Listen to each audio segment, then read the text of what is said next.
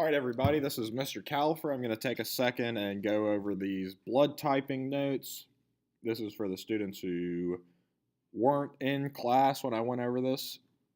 My 9th and 10th graders were being called out, as well as just if you were out this day. So I made this video. I expect you to know how to work these problems, okay, because you should be able to watch them even if you weren't in class. So without any further ado, here are some notes on blood typing.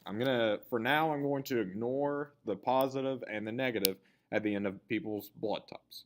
Okay, I'm going to ignore positive and negative. For example, I'm B positive, that's my blood type. I'm going to ignore that positive and negative that comes at the end of people's blood types for now. Okay, with that in mind, there's 4 main blood types. You have A, B, AB, type AB blood, as well as type O blood. Okay, there's 2 things you need to know about. One is antigens, one's antibodies. Okay, there are 2 types of antigens. Antigens are connected to the red blood cells. Okay, they can be found on the erythrocytes. There's only 2 types of antigens. You have A antigens and B antigens. Okay, depending on the type of antigens you have determines your blood type. Okay, they're going to match. So if you're type A blood, what type of antigen are you going to have? It's going to be A antigens. Okay, they're going to match. So if you're type B blood, what type of antigen are you going to have? B antigens. All right, there's no such thing as an AB antigen. So if you're type AB blood, what you're going to have is going to be both A antigens and B antigens. Okay, AB antigen is not a thing. Okay, I like to think of O type blood as a 0. Think of it as a 0, and that'll help you remember that type O blood has neither A nor B antigens. It's got nothing. So just think of it as a 0. Okay, moving on to antibodies. This is the last row. Antibodies are not on the red blood cells. They're found in the plasma floating around the red blood cells. Okay, their job is to keep foreign blood out of your body. You don't want the bloods to mix. So if you're type A blood, you have A antigens, what's foreign to you? It's going to be B, so we call them anti-B antibodies. Okay, if you have type B blood, you have B antigens, what's foreign to you is going to be A, so you have anti-A antibodies.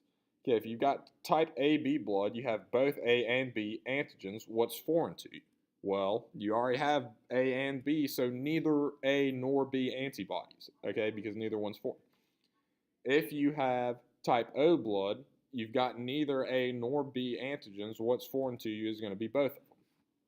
Okay, so you will get a chart that looks like this on your test. Okay, and you'll have to fill in these 2 rows. Here's how you're going to do it. The antigens row is going to be the same as the row above. A, B's, A and B, and 0. The antibodies row is going to be the exact opposite.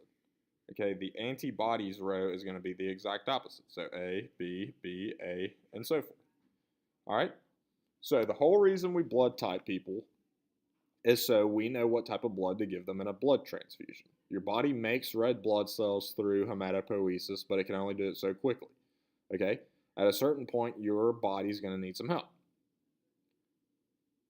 Here's why we got to know what type of blood to put into somebody. This is what happens when a anti-A antibody and an A antigen meet. Is going to turn your nice blood. This is what blood normally looks like. It's like a nice liquidy color. If an antibody and an antigen of the same letter mix, it's going to kind of turn your blood into this solid, gunky texture. Okay, this isn't going to flow around your body very easily. Okay, so that's not good. But we can use this reaction when it clumps up like this. It's called agglutination. All right, and it's a bad thing if it happens in your body, but we can use it to figure out your blood type. Okay, so all of these petri dishes in this row have anti-A antibodies. Okay, all the petri dishes in this column are going to have anti-B antibodies.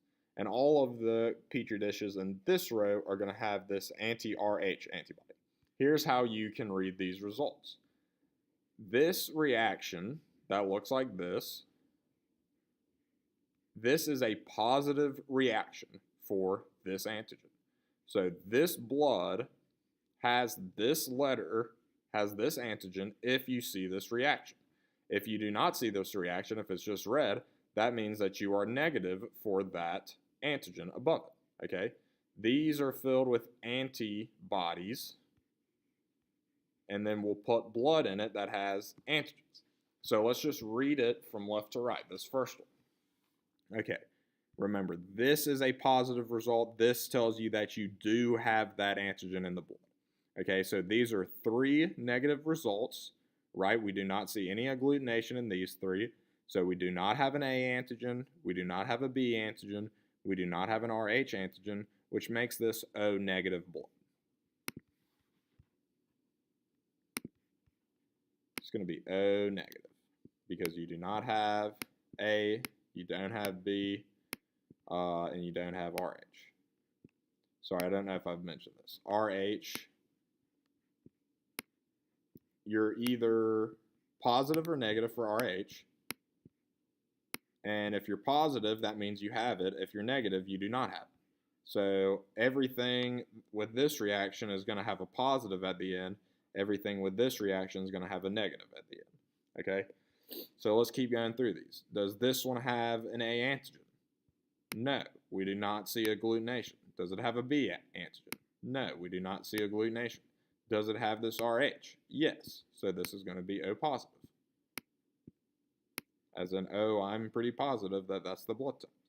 All right, this one has an A, and then neither one of the other two. What blood type only has A antigens? A negative. If you do not have the Rh gene, you're negative. All right, this one has an A, and it's got an Rh, which makes this A positive. All right, what about this one? Y'all take a second to think about it. What type of blood type is this going to be?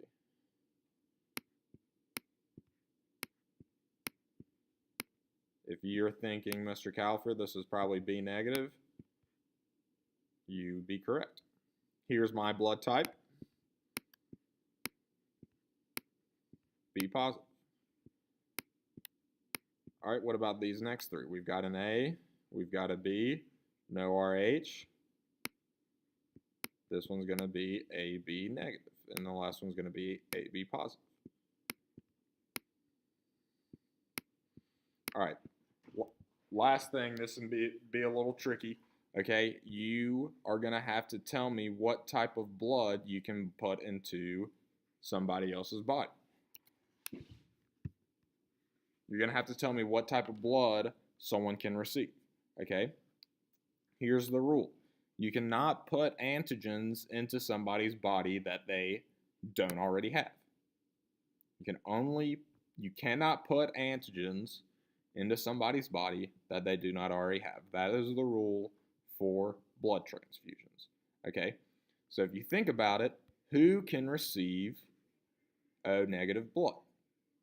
If you can't put antigens into somebody's body they don't already have. All right. Well, does O negative have any antigens? No.